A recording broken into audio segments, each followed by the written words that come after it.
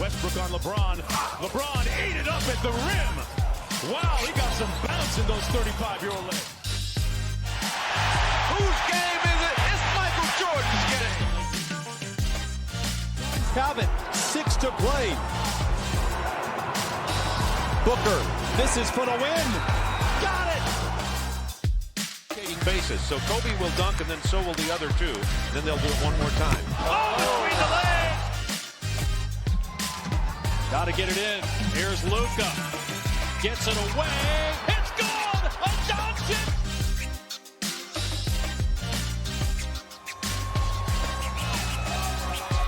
And the brilliance of the young man from Athens. This is the end of an unbelievable era. Well, first, thanks very much.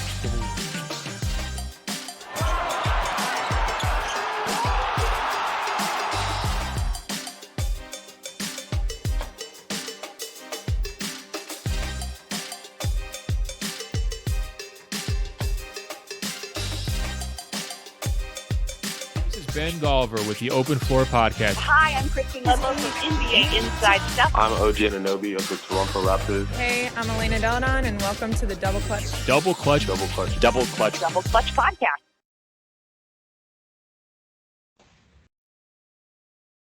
Hello and welcome to the Double Clutch Podcast, episode 406. Now, normally I would dive straight into around the association, give you a bit of a recap, but I'm actually going to do something a bit different this week. I'm going to jump straight into introducing our guest. And today's guest appears on both screen and in the written word for many of the international NBA.com portals, as well as the sporting news. He's a FIBA play-by-play commentator. He's a proud Canadian. But perhaps most impressively of all, he's a former colleague of mine. Welcome, Carlan Gay, to the podcast. Appreciate you having me, Nick. I really do appreciate it. And 406 episodes. That's pretty impressive. And but I'm a little upset that it took 406 episodes for me to get. And what Carlan is ignoring here is the several times I've asked him previously to come on this show. Yeah, you have, but time worked out now. So I guess maybe I should play the lottery tonight and use the numbers 406. Absolutely. And I have to say, at 406 episodes in UK basketball podcast circles is no joke. Yeah, no, I agree. Don't limit it to just UK basketball podcasts. There's a podcast that starts every day and doesn't make it to 5 episodes. So it is tough to get. I know I've had podcasts and a lot of them have failed. So it's tough to get to just 50, let alone 406. So congratulations to everyone that has been involved, and I am really grateful you asked for me to be here and awesome. Looking forward to this chat. Let's start right at the beginning. Our listeners and viewers won't know who you are. So I always start with this question: where are you from? Where do you live? What's your name? What do you do? All right. Well, you can. I'll try to answer in order. So where I'm from, I was born in Montreal, Quebec, Canada. I do speak French. I know that's always the second question, but for the majority of my life spent, growing up in Toronto. I have ties in both cities. I do still call Montreal home, even though my entire family is in Toronto right now. But currently, I sit, as you mentioned, or you might have mentioned, that I sit right now in Charlotte, North Carolina, USA. That is home. That's where I have laid my roots. My wife is here. I met my wife here. It's a great city. And I came here by way of Australia. So I've bounced around the world, trying to hit all corners, trying to get the passport stamped up. Spent almost 5 years in Sydney, and it was a great time. Being there and learning really the game of basketball has allowed me to travel to different cities and different countries and kind of, have an appreciation for how others view the game. Because here in North America, we're pretty close-minded to, the fact that basketball actually exists outside these borders and that it's played at a high level outside these borders, and also that there's fans outside of these borders that are just as passionate as we are here. So that actually was a huge education for me, to be able to learn a little little bit about how others view the game, how others have to sacrifice sleep to watch games. Those are things that I think we take for granted here. I think living on the East Coast in America, I complain about watching the Lakers, which starts at 10 p.m., Eastern, where many others around the world got to wake up, all hours of the morning just to watch a game that I take for granted for. So, the small things like that I've really appreciated through my time, working in sport, working in basketball, and also just appreciating the fact that a lot of people want to do what I'm doing right now. I'm one of the lucky ones that was able to make it through and get paid to do what I love. So, I never take that for granted, but I always kind of try to, reach out to those who are looking for advice or try to pick my brain of how to get to the next level, the next step in their career, because there was plenty of people that helped me along the way, and not only in Canada, but Australia and continue to help me in the United States. So, grateful is what I can say. And, for those that don't know me, I hope they get to find out a little bit about me over the next hour or so. And talk to us a little bit more about what your day job is. Yeah. So the day job is consistent of, really covering the NBA from a global purview. We have a team here that covers the NBA for multiple NBA.com editions around the world. So we have Canada, Australia, India in English. We do have in Spanish, Spain, Mexico, and Argentina, and Japan and Japanese right now. There's going to be a point in time where I believe where we'll have even more than these sites. So that will come down the line, I'm sure. But for now, it's fun, kind of covering the game. If you're, for example, from a Canadian perspective, you're really focusing on the Raptors and the 20 odd Canadian players. Second most amount of players in the entire NBA. If you're looking at Australia, we've had quite a week. If you've been living under a rock, the biggest star in Australia finally got traded after not playing at all this season. So that's been fun covering that. And then, not only the NBA, but covering the game just from a global perspective has also been cool too. So in Canada, they obviously fell short of making the Olympics this past summer, but Australia was able to medal for the first time ever, and being able to cover that and see the emotions from not only just people, just the regular fan, but the people that have been covering the sport, and seeing what that has done for the game, the growth of the game in that country.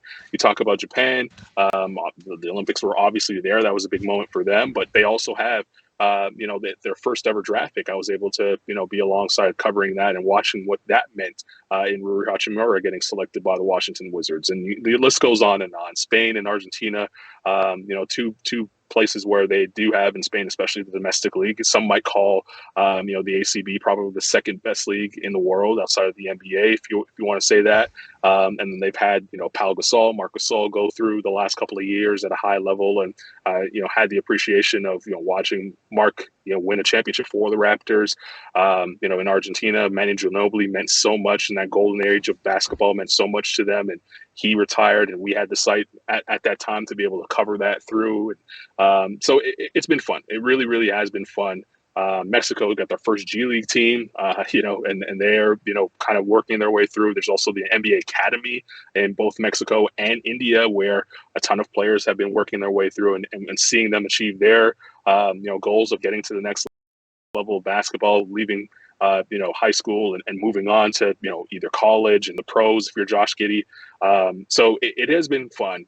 Really, really covering the NBA at multiple different levels, but also just basketball in general. You just have the BCLA, you have the BCL in certain parts of the world. You and I have spent time covering, major FIBA events. So to cover it from that perspective has been cool. And I think, that's where I think I get the most appreciation for, because outside of the NBA, there's a lot of basketball, and I think we forget that. And when I say we, us in North America, forget that often. Being able to be at the forefront, with the NBA.com stamp behind us, working with the team that I work with, it really is truly fun. So on a daily basis, I think that's just the Coles Notes or Spark Notes version of what I could say is, we do a lot. We cover those sites. and I guess we have fun doing it. And I mentioned in the intro, you're also a play-by-play commentator for FIBA. How did you get into commentary? Did you just wake up and be like, do you know what? I've got a great voice for calling sports games. Where did that start? Yeah, that's a question. So honestly, it was kind of by accident. I've always known that I wanted to do something in sport. I didn't know what that was. And I just wanted to get a paycheck in sport. And it didn't matter whether I was writing or whether originally I wanted to play. And once I found out that wasn't going to happen for me, it was like, okay, what's the next option? At a time, I thought I was going to become a scout. I thought I was going to get into coaching. So I was going through a list of things.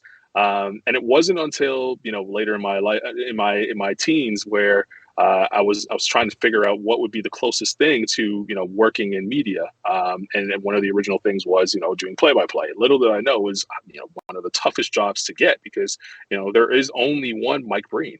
There's only one Mark Jackson. There's only one commentator per team. It's not like those jobs become available, and once you have them, you pretty much hold on to them for a very, very long time. So I didn't realize how hard it was to get into the field at that time. But you're young and you're dumb, and you try your best to kind of find your way through. My first job, sort of figuring out that I could do this, was actually working in a nightclub. My cousin, who was a DJ at the time, asked me to kind of be his hype man, essentially. And I was super shy, did not want to talk on the mic. But the only thing I had to do was really kind of count down to last call, really. So I opened the mic probably 3 times a night, and I counted down to last call. And that kind of gave me the confidence to be able to speak in public, really, because people came up to me at that time, and all I was saying was, hey, last call is 50 minutes away. But people came up to me and be like, hey, you have a great voice. And that was I sort of got the ball rolling there. And went to school for radio broadcasting. Thought I was going to be a radio guy for a long time. I thought that was my entry point to eventually work my way into broadcasting or calling games. And I did a lot of I don't want to call it grunt work, but I did a lot of jobs for free on the way up. Covered a lot of high school soccer games, and it's the most fun that I've ever had. Doing anything in sport. And in the time you've been commentating, do you have at the top of your mind a favorite call you've made or a favorite game that you've called? Favorite game, yes. I don't know. Favorite call, they come so they just come to your head. So I don't know what my favorite call would be. Favorite game is definitely at the World Cup 2019 in China, in Shanghai, and I believe you were actually there for this game. Team USA, on the ropes, and they were playing Turkey. Turkey had never beat them in the major tournament. It comes down to a final shot. Sonny Silva, literally right in front of me and Mark Clark's face, had an opportunity to beat them with a buzzer-beating 3, and they escape with a win and go on to move on to the knockout stage. Had they lost that game, it would have been disaster. Now, little did we know that they would end up losing to France anyway, and it was disaster for them. That tournament didn't end up the way they wanted it to be. But I think if they had lost in the the group stage to Turkey, it would have been something special. So I always remember that. It was back and forth. It was overtime. The crowd was so jazzed up before the game even started. I don't know if you remember, but they gave Greg Popovich the biggest ovation I'd ever heard a head coach get. They were so excited just to see the Americans play, and all the NBA players play, the Jason Tatums, Donovan Mitchells, and everyone play. That they were rooting for the U.S. throughout the game. And then all of a sudden, Scotty Wilbekin gets going, and Turkey starts to come back, and Dusbalbe starts going, and all of a sudden you see the momentum shift, but also the crowd shift, and you would have sworn you were in Istanbul. Like it was like a Turkey home game all of a sudden. So I'll never forget that. That's goosebumps. So that's number one. A close 2 is Luca Doncic. I was able to call Luca Doncic game in 2017. In the knockout stage, and this is pre the NBA version of Luca Doncic. No one really knows about him in North America. They know that he's over there doing his thing in Spain, but they don't really know about him. And I think that was the first time on the world stage where North America started paying attention to be like, oh, he could be the number one overall pick. He still wasn't, surprisingly, but people were like, oh, he could be the number one overall pick. And to have, the ability to do that, where my voice is soundtrack to a part of his history, because he's going to go on to do great things, is very humbling and something that I'll always remember as well. I watched those games live. Probably listened to you commentate before I met you. Before we get off the subject of commentary, we had a question in the Twitch chat over, as a commentator, which do you think is more important out of your kind of level of knowledge or your personality and your ability to kind of transmit emotion into what you're saying? I would say the level of knowledge, because I think anyone that wants to do commentary for basketball specifically, or has already gotten the job, well, they're already passionate about the sport. So that's going to just come through naturally. Like that's just going to be a part of it. But also, not everybody has the ability to get to the octaves that, say a Gus Johnson gets to, and all these out of the world commentators that scream at the top of their lungs. Like you don't have to do that. Like that's not for everybody. I think if you're yourself, that comes across the best way as a commentator. So I would definitely say no level of knowledge, because if you're able to teach the viewers, as long as at the same time entertain them, that's invaluable. Edutainment is what we call it. You want to educate and entertain at the same time. So if you're able to do that, I think that's the best part of both worlds, is just being yourself, and then also being able to provide a little something that a fan, which as and most fans would know, they have Google too. They have all access to all the advanced numbers that we do. So is it that little nugget of information that behind the scenes that you can't get as the average fan? Can you find that and give it to the average fan through commentary? I think that's what takes you over the top. I think excitement is cool, but if there's no substance behind it, then what are we doing? And one of the key topics I wanted to talk to you about was Canadian basketball. And for the benefit of British people who may not be on top of the Canadian squad, particularly for a nation who culturally and accent-wise don't always distinguish themselves in the same way an Italian would from Americans. So this is a national team that could, in theory, on one team have the likes of Shai Gilgeous-Alexander, Jamal Murray, Andrew Wiggins, RJ Barrett, Lou Dort, Brandon Clark, Chris Boucher, Kem Birch, Corey Joseph, Trey Lyles, Kelly Olynyk, Dwight Powell, Tristan Thompson, among the many other amazing Canadian players that have appeared over the past 10 years or so. But one thing I can't help but notice when I watch Canada in FIBA tournaments and the Olympics, and they never seem to get this squad all together at the same time. Why do you think that is? Right. It's been the $1 million question that Canadians have been trying to figure out for at least, I would say, the last 15 years. Because there has been times where, you've had enough NBA talent to maybe get 6 players or so on a team, and even that has been a struggle. I think the March tournament in 2015 was like the beginning of things to really show that, hey, we could be a world power. And when I say we, I mean Canada could be a world power. And they failed in that moment. And that was probably the most talented team at the time. It was Andrew Wiggins led, and they come short losing to Venezuela. And no one would have predicted that going into the tournament, because they were leading huge, and then all of a sudden collapsed in the last few minutes of the game. They start blaming the referees, all these things that you do when you're a team that is not good enough to overcome those circumstances. And as you've been close to the FIBA game for a very long time. If your team's not good enough or mentally tough enough to come over to overcome some of those things, those shortcomings, like the calls not going your way, how intense the crowd could be in some certain situations, then sorry, you're just not going to win at a high level. And I think at that time that might have been the case with Canada. And then we didn't see them together for a very long time. That was the start of things. And you said, all right, well, Wiggins is going to learn from this and be a better player. And then we didn't see him for over 6 years, really, come with the national team. And it was left to guys like Corey Joseph and Tristan Thompson, and at some points Kelly Olynyk. And they did a great job of doing their best to show up. and really fly the flag, but the results aren't there. I think the most disappointing tournament that we have seen in Canada was, this past summer, almost just a year ago.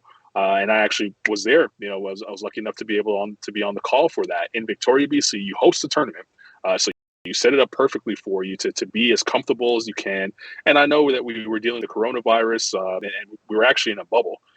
So it was a situation where, Canada Basketball tried to basically host this tournament at home because they didn't want any more excuses. They didn't want to have Canada in these last chance tournaments have to fly to the Philippines, where that has been the case in the past. And on the final, game, you lose to France because, your guys are tired or jet lagged, or whatever the case may be.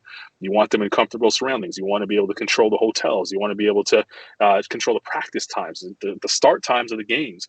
They set that all up and still came up short against the Czech Republic in what was a fantastic game. Blake Schilb, that game, he was 37 at the time.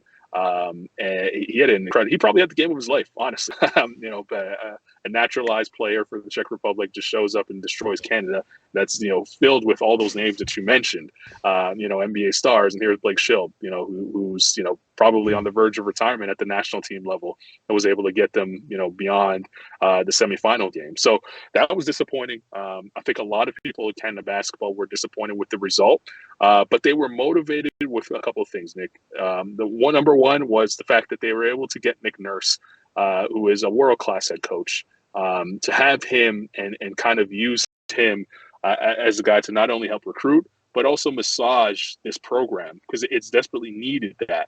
I think that helps. The clout that he comes, not only winning a world title, an NBA championship, but winning with the Raptors, where a lot of these players, grew up watching the Raptors and probably thought to themselves, this would never happen in our lifetime, might never happen in our lifetime. And he was able to do that. And they are as much of a fan of the team as they are of him. So I think that was interesting. I think that helps. I think losing in that fashion probably left a bad taste in these guys' mouths. And they also realized, and these are things that I've heard from, the aftermath being in that bubble, was that, we can't just come together 3 weeks before the tournament.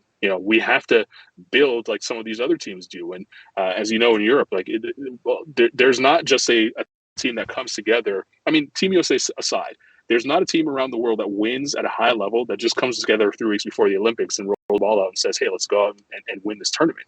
It's more of, you're together for the World Cup. You're together for, the Continental Cups. You're together for the Olympics. It's a core group that, follows around for, over probably 5 to 6 summers. And Canada hasn't had that. They just haven't had that. And this might be the start of it. The last summer might be the start of it. We'll see. A lot of people said that they'll be coming back and they want to, compete and qualify for, the World Cup, qualify for the Olympics and win at a high level. But we'll see. 2022, September, there is the AmeriCup. Let's see if Wiggins is going to show up. Let's see if, Shai Gilgeous-Alexander, who was injured and couldn't be there. Let's see if he's going to show up. Jamal Murray, again, who couldn't be there. Let's see if he's going to show up. If these guys are healthy and they don't show up, then we know it's all for naught. But the talent is there. It's time to sort of put. I think it would be disappointing for Canadians if they, field a lesser than team at the AmeriCup, because even though the AmeriCup isn't on the isn't high on the pecking order of things you want to win, it would be nice to see a full strength Canada team go out and dominate some of these other teams like Argentina's and everybody else that have been dominant in this region for a very long time. And if I can ask you about Canadian basketball more generally, outside the national team, we've kind of already covered a little bit about how it's really risen in profile and its ability to develop elite players. And I have heard a lot of factors kind of stated trying to explain this. There was the Vince Carter effect of how incredible he was to watch in Toronto. There was the success of Steve Nash, back-to-back MVPs, one of the most fun players that's ever played in the NBA.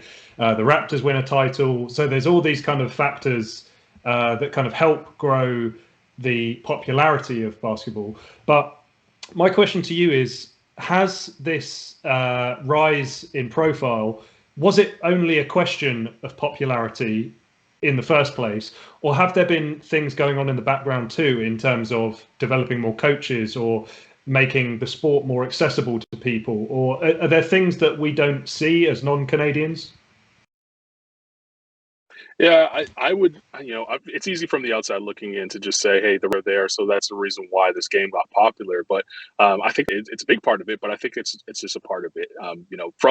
I wasn't old enough to grow up in an era where, the Raptors weren't around. The Raptors came in '95. I'm 11 years old, 9 years old. So I'm looking at, I'm lucky to have the Raptors a big part of my life. From the old heads that I talked to, though, basketball was huge, especially high school basketball was huge in Toronto prior to the Raptors, showing up. Gyms were packed, in the early '90s and even in the '80s. And there were some massive stars, and Canada did well in certain tournaments at the world class level. Behind the guy, backs of Leo Routins and, Eli Pasquale and Jay Triano, and those names that, still hold a lot of weight in Canada. Jay Triano actually is an assistant coach here with the Charlotte Hornets. When you talk about Leo Routins, if you're a League Pass subscriber, you've heard his voice on Raptor broadcast for years. And here's a guy that played, got drafted in the NBA, and if it wasn't for an injury, would probably had a 10-year career playing in the NBA. Bill Weddington, another guy that's a broadcaster now. I think he does games for the Bulls. But he's, was a big part of Canadian basketball at the time. Stuart Granger is another name that, he played at the University of Villanova and, was one of the first black players to play on the national team for Team Canada. And also made the NBA. Actually, I think he was the first black Canadian that was ever selected in the NBA draft. So there were names in the '80s, but what was, I guess, the reason why you don't see or you don't hear as much about it today is, well, first of all, the '80s is a long time ago, unfortunately. But secondly, I guess the spotlight and the access to information wasn't as widely known. I know covering high school basketball in Canada, that's sort of where I got my start in terms of just covering the game. I was in the era of Andrew Wiggins, Tyler Ennis, the names that Tristan Thompson, Corey Joseph, all these guys. I feel like I grew up with them because I covered them while they were in high school. And at that time, I was shocked to see how the quality level of high school basketball. And it took a while for the Canadian talent to kind of export from Canada to really force others around the world to focus in on Canada. And you could give the Raptors a shout out. You can give Vince Carter and Tracy McGrady, who was obviously had a huge fan base at the time when he was with Toronto. Even if it was a short period of time, people remember those moments. To spark your imagination. So I think I would credit the Raptors. I would credit the Raptors with sparking the imagination of being able to play in the NBA one day. But I wouldn't credit them for the explosion of basketball per se, because I think basketball would always be a popular sport in Canada. Considering hockey's a sport, there's no question about it. But hockey is a very expensive sport to play, and we can't play football, soccer all year round. So basketball is kind of that next sport. And you have a ton of immigrants that are coming to the country, and they're first generation Canadians like myself. The first sport that they gravitate towards if they can't afford to play hockey is normally basketball. So I think that explosion would have happened anyway, just based off of those things. But I think having the Raptors in place, it gave you that feel of, okay, we can make it to the NBA, because it wasn't far out to see yourself sitting in an NBA game and seeing to yourself, oh, maybe one day I could be that person. So that's more of what the Raptors were able, and the Grizzlies actually were able to do for the time the Grizzlies were there. And you segued for me. I was already going to segue in that direction. For anyone young enough or lucky enough to be young enough to not realise, Canada did originally have two NBA franchises, with the Grizzlies being in Vancouver. Is it fair to assume that Canada might be ready for a second NBA franchise again? I think so. But I would actually pivot and say, you know what, the NBA franchise would be cool. It would be even better to me to have the WNBA franchise in Canada, wherever that may be. And the reason why I say that is because for the same reasons that I think, the Raptors kind of sparked the imagination of players to think that they could make the NBA. I think that could happen on the WNBA side. Canada is close enough to Cleveland, Detroit. It's drivable to Boston in certain parts of the country, where if you had the means, you could afford to, you could get to 4 NBA cities, including Toronto. But it would be tougher to get to a WNBA game. New York is probably the closest. Brooklyn, where they play, is probably the closest, and that's a double-digit hour drive. And New York's not a cheap place to get to. So it's I would think basketball overall would have more value in Canada to have a WNBA team, but also strengthen the domestic leagues that are currently there, and finally have a women's in Canada that's national. I think those things I would take before I would add another NBA team. It would be great to have multiple NBA teams. Cool, but let's take care of some of the holes that are already there. And I think that would be one of them. Get a WNBA team in Canada. And how nostalgic does Brian Big Country Reeves make you feel?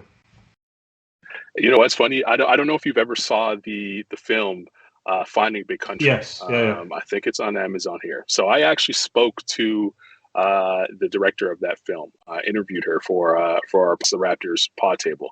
And she grew up in Vancouver, was a huge Brian Big Country Reef fan, and the reason why she did the film is because she legitimately had no idea what happened to him post basketball. It was like the Grizzlies left, and all memory of the Grizzlies went with them on that side of the country. So, Big Country Reeves, although people remember him for sort of kind of lumbering around as a big man, and if you remember that era, he kind of flamed out of the NBA, and you never heard from him again. But he was a great college player. He was worthy of where he got selected by Grizzlies. And it wasn't his fault that the Grizzlies were bad. They just didn't have a team around him, and injuries happen and all the other things. So I'm pretty nostalgic for Big Country, and maybe not the Grizzlies franchise per se, but those who came through Vancouver and played there for some time. Sharif Abdul Rahi. I think a lot of people underrate what he did in his career because he did it in Vancouver. I think if he had the same career in New York, people would be, throwing parades for this guy every time he entered an NBA arena. And I know he's still involved in the NBA, and he's at a high level, an exec level. But he was basically 20-10 for a long time of his career, but it was happening in Vancouver. And if you go through the list of former Grizzlies, you would think to yourself, man, I didn't know this guy played there. I didn't know this guy had a cup of coffee there. And so it is funny to see, or even hear when people talk about the Grizzlies and just kind of think of it as a failure. I think if you watch the Finding Big Country movie, you realize that that's not really the case. I know that they're actually working on a documentary about that, about what happened in Vancouver, because I think a lot of people don't realize that it wasn't that fans weren't interested. It wasn't that, there wasn't interest in basketball in Canada and all those other things that we've heard. And I think that doc should answer a lot of those questions and might even open up the door to what you asked me before, if there might be another a team in Canada, whether it be in Vancouver or Montreal.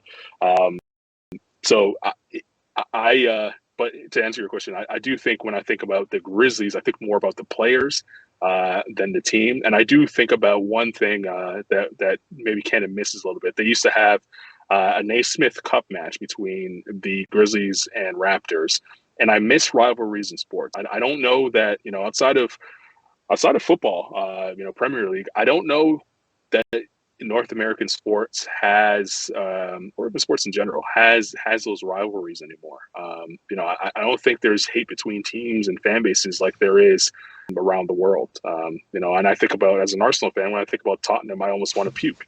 But if you're a Raptor fan, you wonder, all the other 29 teams, are you that upset about them? Do you like seeing them lose? I don't think so. I think if you were in the 90s and you were a Knicks fan, you love to see the Pacers or the Heat lose.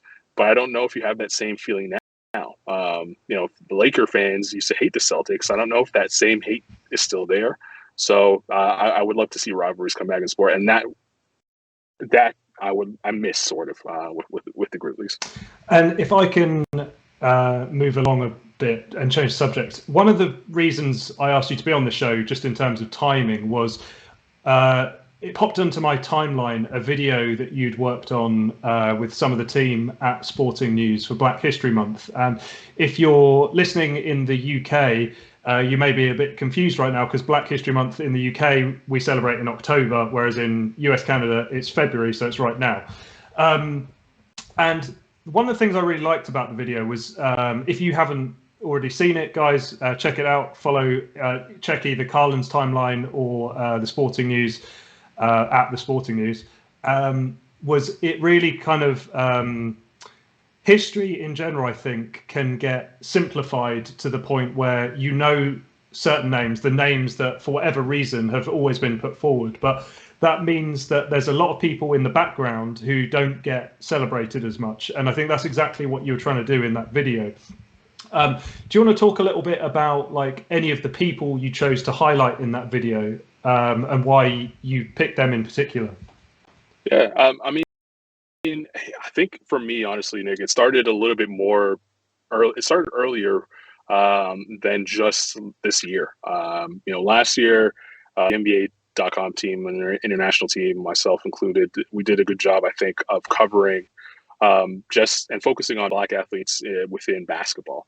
And through that, I was able to learn a lot about, the history prior to the NBA, and I also found out about, Nat Sweetwater Clifton, Chuck Cooper, and Earl Lloyd. And for those of you that don't know, those are the three men that were able to break the NBA's color line by either being drafted, signed a professional contract, and actually stepping on the floor. And they all did that in the same year. And I wondered to myself, well, I've always heard about Jackie Robinson. I've always heard about him, stepping onto breaking the color barrier in baseball. And at the time, baseball was the most popular sport and everything else. So it made sense why history holds him at such high regard, and as do I. But I wondered, why don't I hear more about who those guys were in the NBA or even the NFL or college football or any sport for that matter. And, I growing up in Canada, I knew a little bit about Willie O'Ree, but just a little bit. I didn't know enough about him. And again, for those who don't know, Willie O'Ree was the first Black player in the NHL, National Hockey League. And I wanted to kind of shine the light more on those names. And even growing up, with an interest in Black history, I still didn't know enough. And that was the reason why I sort of decided that, that was one of the things that I wanted to hone in on through our Black History Month video series. And we have one more video that actually came out today, and another one, that will close the month next week. It was a series of 4. And it was important to me in the first one to really kind of highlight other names and also just at least put it out there so that people can do their own research on those names. And some stuff got cut out of the video that I wish we were able to make it. Like I went and doing my research, I didn't know that there was a lot of Black jocks at the time that rode horses in the Kentucky Derby. I think there was, the stat was something like, I think 8 out of the first 11 Kentucky Derby winners were Black. Don't quote me on that. It was something along those lines, but it shocked me to know, and I'd never heard about it. I always thought it, horse racing as a rich elitist sport. And, a part of that was still that at the time. But Black jockeys were helping these horses win races, and that sort of gets deleted. And I think that's something that we could have sort of highlighted a little bit more. The Negro Leagues, there's so much history in the Negro Leagues that I think we kind of forget because we've focused so much on what happened in the MLB, as if the Negro Leagues wasn't high level baseball in its own right. So it was little things like that I wanted to highlight in this video. My colleagues here at Sporting News, Andreas Hale, did a great job of writing and voicing the Black, athlete, the Black culture in sports, and highlighting what Allen Iverson meant to the game of basketball and what Black athletes meant to the touchdown dance in the NFL. And, he highlighted Serena Williams crip walking at the, after winning a major tournament and all those things, that just having, it was almost like hey, we're all these athletes are just trying to have fun, just try to inject a little bit of fun, because sports could be serious, but it doesn't have to be, and it shouldn't be. It's a game at the end of the day. And so I really enjoyed that. And today, Gil McGregor wrote and voiced another beautiful piece, just highlighting all the protests that, some Black athletes had to endure. and that was, it gave me goosebumps just watching it before we even put it out there, because it was so many things, and it wasn't even it wasn't even things that were just here in America, but what the WNBA players did in the bubble. I think we kind of glossed over that, and that just happened. What the NBA players did in the bubble. The Bucks were on their way to winning a championship and decided they weren't going to play in a playoff game. I think as time goes on, I think so much stuff happens in our world right now that we forget to slow down and actually appreciate. And some of those moments are groundbreaking and really give me chills thinking about what that person or those teams would have been thinking about in those moments, because it takes a lot of bravery to do some of that stuff. You feel like you're what Colin Kaepernick did. He basically gave his lifelong dream of playing in the NFL up for a greater cause, and we kind of just like glossed over it. It's Eric Reed alongside him. We kind of just glossed over it. So Muhammad Ali gave away his championships. Just for because he thought that there was he was fighting for other people's rights that couldn't fight for themselves. So it was pieces like that. I think and not just this month, but I hope going forward we go back to the next piece should be coming out next Wednesday, and I'll give you a sneak peek. It is on Black women in sports, and I am excited about that one probably the most for two reasons. One, I do think that a lot of Black women get overlooked in certain areas, especially in sport. And second, it's going to be the lead into our Women History Month, which is in March here in North America, and where we're going to have the same sort of rollout throughout the weeks of really highlighting a lot of women in sport. So and their impact and what they've done. So that really excites me, because it's almost like a crossover, two things that I've really wanted to kind of highlight, and I think our team has wanted to highlight. And outside of covering the games, Nick, aside of watching basketball and getting paid, to do so, being able to put a spotlight on things that I think deserve to be put a spotlight on, or being a part of things that my team thinks deserve to be put a spotlight on, or a small part, whether it's just adding one edit here or there. I think that's what excites me about our job and and the company, and all the praise in the world to all the women and men that are actually doing great jobs, is not just covering sport and the games, but trying to highlight the messages that some of these athletes or athletes in the past are trying to get across. Thank you for that very comprehensive overview. And I think one of the things I'm always struck by is how I always see, either on social media timelines or things like that, a kind of perception that a lot of this subject matter is like way in the past. But even just within my own lifetime and like one generation removed, you don't need to go further than the NBA to think we're used to seeing LeBron James being outspoken on these types of subjects now, but you only go back a decade or more, and there's Mahmoud Abdul Rauf kind of run out of the NBA for being outspoken on the same topics, and having the national anthem issue, which has become such a bugbear in the NFL, for example, and things like that, where in the 90s, if you tried to be outspoken on that topic as a black athlete, it was unacceptable to the point where no team would employ you.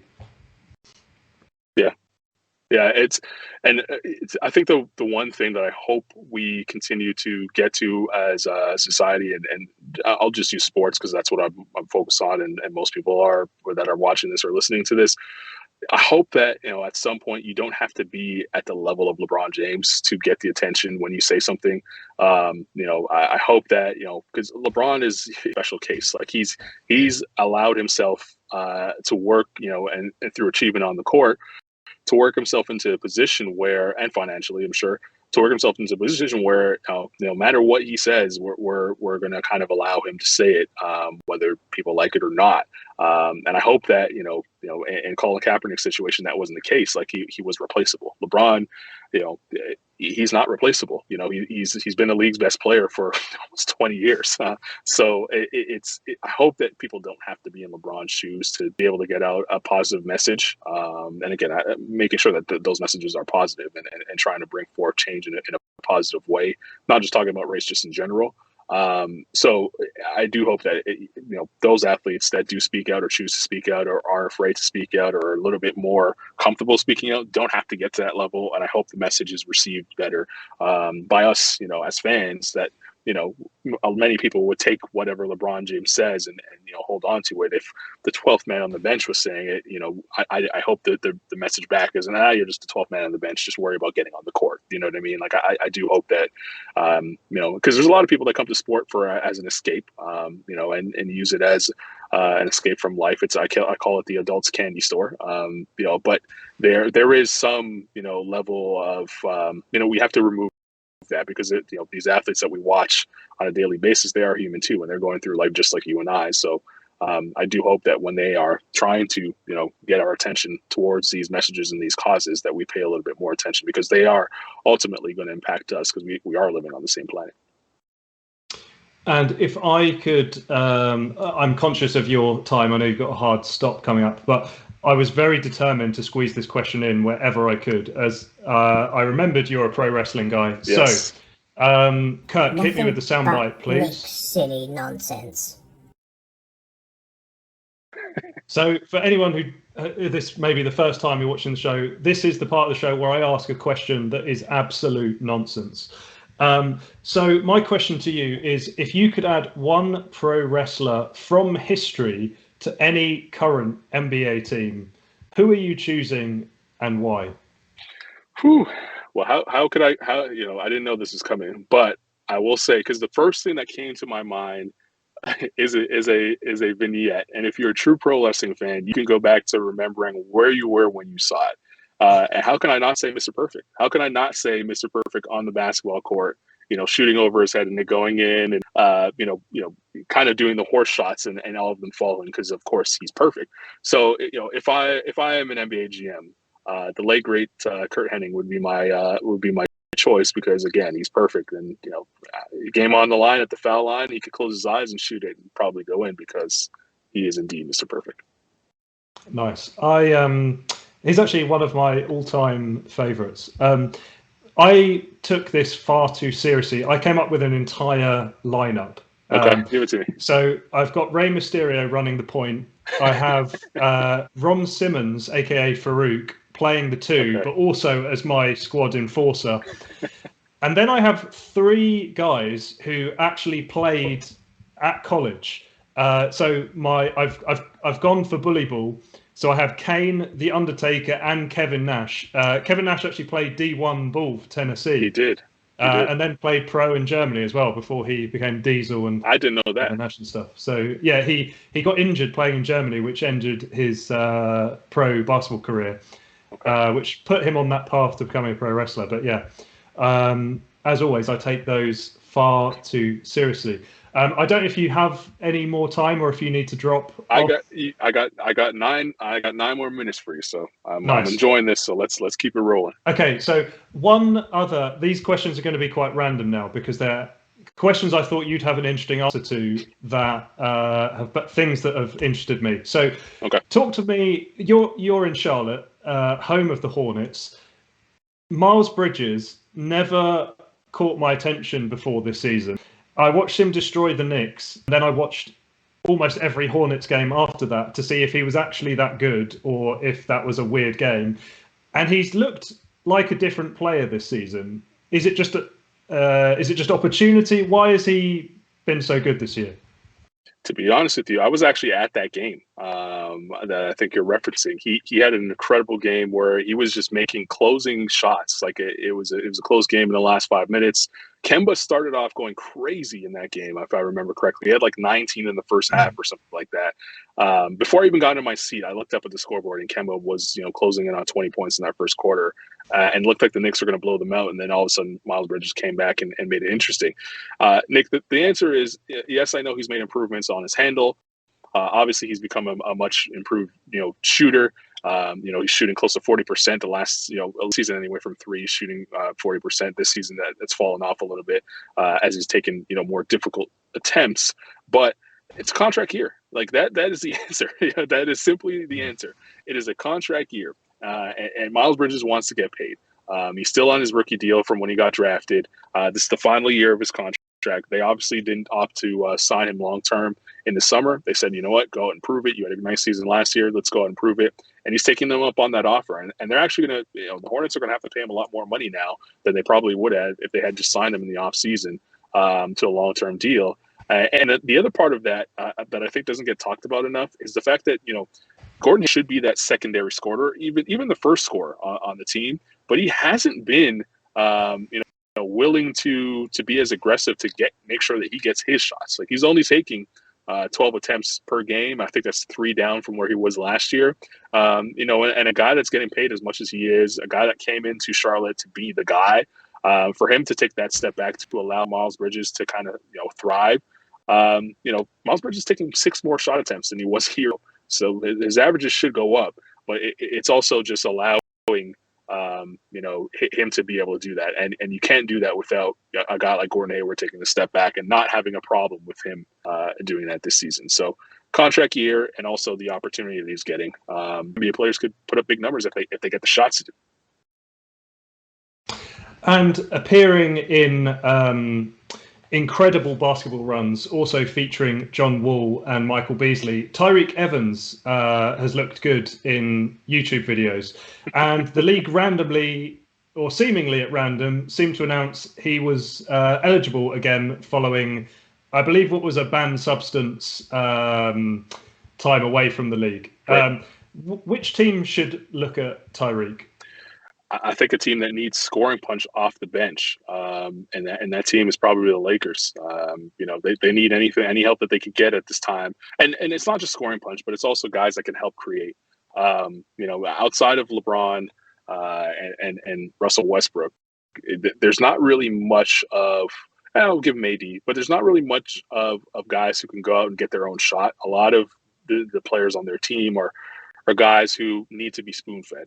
And Tyreke Evans, if he comes back being what he was, I'm not talking about rookie year Tyreke Evans where he won Rookie of the Year and I think he averaged 20 points per game. He went nuts. I'm not talking about that version of him, but if he comes back to being, what he was, in his time in New Orleans, where he was a guy that I think he was in the teens in terms of points per game, where he can create his own look and find others. That's more of a Tyreke Evans that I think would be valuable to not only any team, but I think specifically the Lakers, because they're in cap jail. Obviously not making a move at the trade deadline. They're sitting 9th place in the Western Conference. They need all the help that they can get. And if Kendrick Nunn is not going to be able to get back on the court anytime soon, then Tyreke Evans probably fills the role that Kendrick Nunn would have been filling had he been healthy. And final question.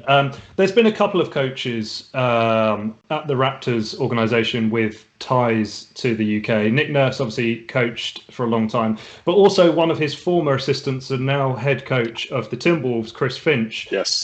They were kind of big rivals in the domestic league here as I was growing up and watching these games. So it is just as incredible for me, almost more so, seeing their rise to being NBA head coaches from watching them coach in glorified leisure centres when I was a teenager. But what do you have you talked to those guys personally, and what do you think that kind of broader experience internationally might have given those guys compared to someone who's kind of been either a former player or someone who's like people who come out of the Spurs organization, they kind of retire, they're an assistant with Pop, and then they're in the NBA, and they never have that like hardship of guys like Finch and Nurse who really have to pay their dues before they make it back to the NBA or the States. I think what it brings and what it allows them to do is think outside of the box. And no disrespect to the NBA coaches, because I probably wouldn't do as good a job as any of the NBA coaches that have jobs currently or have been fired recently. But, you see it with the Raptors, often in games. Nick Nurse presses more than any other team. He's using out of timeout plays where he's lining 3 guys up, in a row, and basically kind of has them running football plays, after a timeout to get a shot off at the buzzer. Chris Finch has been pretty innovative offensively. If you've watched any Timberwolves games, and feel bad for you if you spend time watching Timberwolves games, but for those of us that do, This is a top 10 offense that he has. And yes, Anthony Edwards and Karl Towns are great players, but being able to find them easy looks, that hasn't been the case for them the last couple of coaches.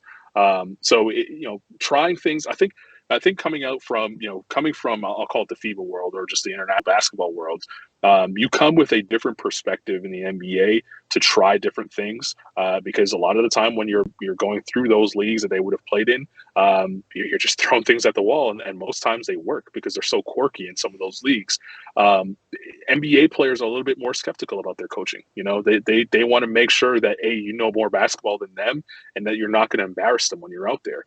And for those two guys to be able to not only gain the trust of players through their quirkiness, but also bring the innovation to the league that I think that most of the league has been missing. I think those two things specifically are what the regular coach that comes through the North American system would probably be missing. Because again, you're talking about two top 10 offenses in the Raptors and the Timberwolves, and yes, Towns and Van Vliet are all-stars, but if you were to go beyond the top two players on each of those teams, you'd wonder how these guys would score. You really would, and they've been able to pull it off. So I enjoy watching them play basketball and kind of coach basketball. And if they were able to get that one guy, which you need in the NBA, a top 10 player, you would see a lot more praise shot their way through what they're doing on the court. Okay, and like that, we come to the end of the hour. A big thanks to Captain Kirk, as always, for running the show behind the scenes. Anything to say, Kirk? Soundboard running slow, Kirk. And a huge thanks to our guest today, Carlan. I really appreciate you spending the time talking to us today. Appreciate you guys having me, Captain Kirk. I know I didn't get to hear your voice on the show, but I do appreciate you holding it down behind the scenes. Carlan, where can people find you if they want to follow you on social? I'm a Twitter only guy. I'm not on Instagram or Facebook, but at the Carlan Gay, you can find me on Twitter. That's where I'll respond to anything, any tweets, if I do decide to open it up. But I'm not huge. I watch The Social Dilemma, and I'm on social media completely. So, but Twitter is the one that has remained. And if you like chatting hoops, do join our Discord server. Find us on all of the social media platforms at Double Clutch UK. And join us next week for another exciting guest and another chat about hoops. So just like that, on to episode 407 next week. Thank you very much, everyone.